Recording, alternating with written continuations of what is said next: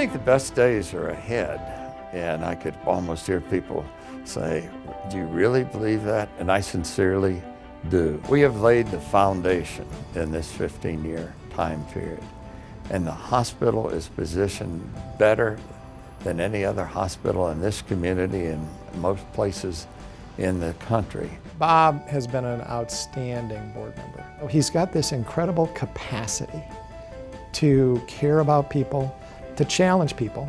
It's not always, hugs and kisses, but he has been that kind of confidant, coach, unbelievable friend that I will forever cherish.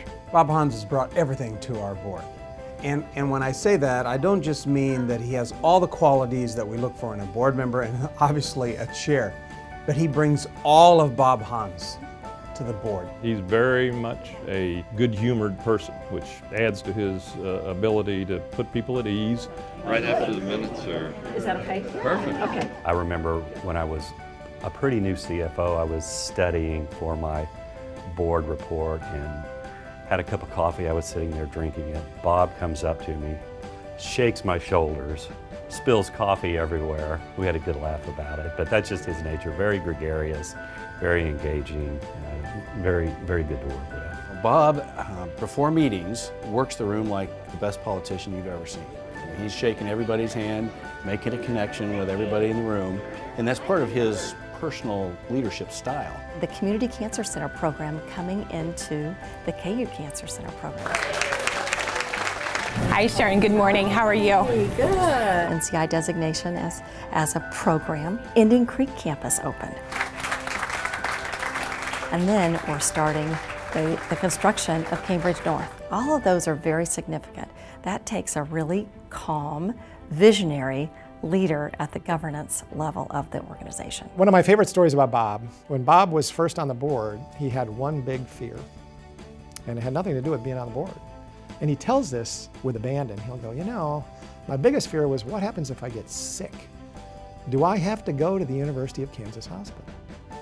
And that was a fair fear back in those days. The turnaround was absolutely phenomenal. And it went from a hospital that I was afraid to go to the hospital that I would not go to any other hospital. Bob and I both battled cancer during our tenure on the board. We were both patients at the hospital. I think one of the things that it has enhanced for both of us is our focus on the patient-centered care at KU Hospital.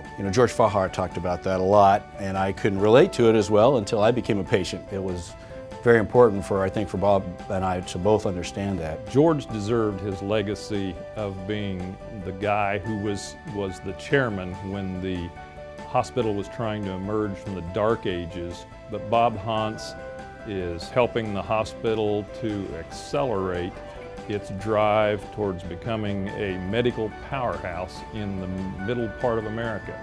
Nationally recognized, and deservedly so. Bob is so committed to this organization. He brings a commitment that I haven't ever seen. He is really the glue that has held us together. It's not only been great to get to know Bob Hans, but also his wonderful wife, Emily.